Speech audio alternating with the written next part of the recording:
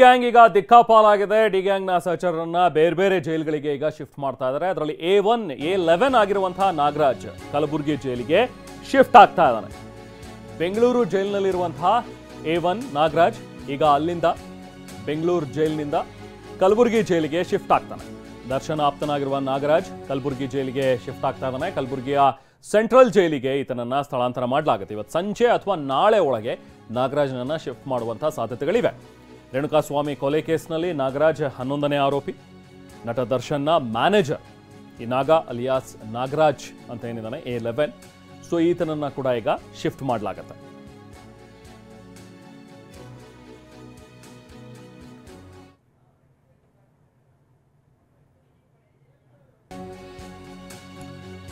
ಇನ್ನು Kalaburagi central jail 1969ರಲ್ಲಿ start ಆಗಿರೋದು. ಇದು ಕಲಬುರಗಿ ಜೈಲ್ ಸುಮಾರು 545 ಖೈದಿಗಳ ಸಾಮರ್ಥ್ಯ ಇರುವಂತಹ ಜೈಲಿದು.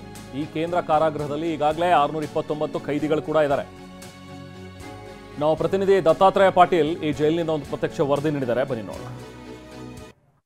ರೇಣುಕಾಸ್ವಾಮಿ ಕೊಲೆ ಪ್ರಕರಣದಲ್ಲಿ ದರ್ಶನ್ ಆ್ಯಂಡ್ ಗ್ಯಾಂಗ್ ಪರಪ್ಪನ ಆಗ್ರಹದಲ್ಲಿ ರಾಜ್ಯಾತಿಥ್ಯ ನೀಡಲಾಗ್ತಿದೆ ಆರೋಪದ ಮೇರೆಗೆ ಸದ್ಯ ಏನೋ ರಾಜ್ಯದ ವಿವಿಧ ಜೈಲುಗಳಿಗೆ ಆರೋಪಿಗಳನ್ನು ಶಿಫ್ಟ್ ಮಾಡಲಾಗ್ತದೆ. ಅದರಲ್ಲಿ ಪ್ರಮುಖವಾಗಿ ಕೊಲೆ ಆರೋಪಿ ಏನು ಕೊಲೆಯಲ್ಲಿ 11ನೇ ಆರೋಪಿಯಾಗಿರ್ತಕ್ಕಂಥ ನಾಗರಾಜ್ ಸದ್ಯ ಕಲಬುರಗಿ ಜೈಲಿಗೆ ಶಿಫ್ಟ್ ಮಾಡಲಾಗ್ತಾ ಇದ್ದು, ಕಲಬುರಗಿ ಜೈಲ್ ಕೂಡ ಸದ್ಯ ಕಲಬುರಗಿ ಜೈಲ್ ಮುಂಭಾಗ ಸಾಕಷ್ಟು ಬಿಗಿ ಭದ್ರತೆಯನ್ನು ಕಲ್ಪಿಸಲಾಗ್ತಾ ಇದೆ. ಯಾಕಂದರೆ ಚಿತ್ರನಟ ದರ್ಶನ್ ಮ್ಯಾನೇಜರ್ ಆಗಿರ್ತಕ್ಕಂಥ ನಾಗರಾಜ್ ಏನು ಅಂತಂದರೆ ಐಷಾರಾಮಿ ಜೀವನವನ್ನು ಪರಪ್ಪನ ಅಗ್ರಹಾರದಲ್ಲಿ ಮಾಡಲಾಗ್ತಿತ್ತು ಅನ್ನೋ ಏನು ಫೋಟೋ ವಿಡಿಯೋ ವೈರಲ್ ಆದವು. ಆ ಕ್ಷಣ ಏನು ಅಂತಾರೆ ಇಡೀ ಗ್ಯಾಂಗ್ನ ಸುಮಾರು 14 ಜನ ಆರೋಪಿಗಳು ಏನಿದ್ರು ಆ ಆರೋಪಿಗಳೆಲ್ಲರನ್ನೂ ಕೂಡ ರಾಜ್ಯದ ಬಳ್ಳಾರಿ, ಶಿವಮೊಗ್ಗ, ಬೆಳಗಾವಿ, ಕಲಬುರಗಿ ಸೇರಿದಂತೆ ನಾನಾ ಜೈಲುಗಳಿಗೆ ಶಿಫ್ಟ್ ಮಾಡಲಾಗ್ತಾ ಇದೆ. ಸದ್ಯ ಏನು ಅಂತಾರೆ ಕಲಬುರಗಿ ಜೈಲಿಗೆ ನಾಗರಾಜನ ಇವತ್ತು ಸಂಜೆ ಮತ್ತು ಅಥವಾ ಏನು ಅಂತಾರೆ ನಾಳೆ ಒಳಗೆ ಏನು ಅಂತಾರೆ ಕಲಬುರಗಿ ಜೈಲಿಗೆ ಶಿಫ್ಟ್ ಮಾಡುವಂಥ ಹಿನ್ನೆಲೆಯಲ್ಲಿ ಸದ್ಯ ಕಲಬುರಗಿ ಜೈಲಿಗೂ ಕೂಡ ಸಾಕಷ್ಟು ಏನು ಅಂತಾರೆ ಬಿಗಿ ಭದ್ರತೆಯನ್ನು ಒದಗಿಸಲಾಗ್ತಾ ಇದೆ ಮತ್ತು ಕಟ್ಟೆಚ್ಚರ ಕೂಡ ಮಾಡಲಾಗ್ತದೆ. ಯಾಕೆಂತಂದರೆ ಕಲಬುರಗಿ ಜೈಲಲ್ಲೂ ಕೂಡ ಕಳೆದ 6-7 ತಿಂಗಳ ಹಿಂದೆ ಇಂಥದ್ದೇ ಒಂದು ಆರೋಪ ಕೇಳಿಬಂದಿತ್ತು. ಯಾಕೆಂತಂದರೆ PSI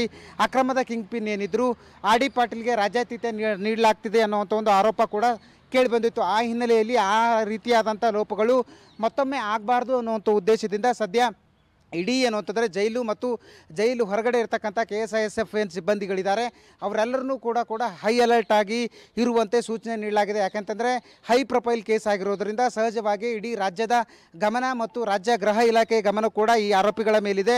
ಬೆಂಗಳೂರಿನ ಪರಪ್ಪನ ಅಗ್ರಹಾರದಲ್ಲಿ ಏನು ಅಂತಂದರೆ ರಾಜ್ಯಾತಿಥ್ಯ ನೀಡಲಾಗಿತ್ತು. ಹೀಗಾಗಿ ಇಲ್ಲಿಯೂ ಕೂಡ ಆ ಲೋಪ ಆಗಬಾರ್ದು ಅನ್ನುವಂಥ ಉದ್ದೇಶದಿಂದ ಸಾಕಷ್ಟು ಕಟ್ಟೆಚ್ಚರವನ್ನು ವಹಿಸಲಾಗಿರ್ತಕ್ಕಂಥದ್ದು. ಏನು ಕೊಲೆ ಕೇಸ್ನ ಆರೋಪಿಗಳು ಈ ಜೈಲಿಗೆ ಬರುವಂಥ ಹಿನ್ನೆಲೆಯಲ್ಲಿ ಸಾಕಷ್ಟು ಕಟ್ಟೆಚ್ಚರ ವಹಿಸಲಾಗ್ತಾ ಇದೆ. ಯಾಕಂತಂದರೆ ಮತ್ತೊಮ್ಮೆ ಲೋಪಗಳು ಪುನರಾವರ್ತನೆ ಆಗಬಾರ್ದು ಅನ್ನುವಂಥ ಉದ್ದೇಶದಿಂದ. ಕ್ಯಾಮ್ರಾ ಪರ್ಸನ್ ವಿಜಯ್ ಜೊತೆ ದತ್ತಾತ್ರೇಯ ಪಾಟೀಲ್, TV9 ಕಲಬುರಗಿ.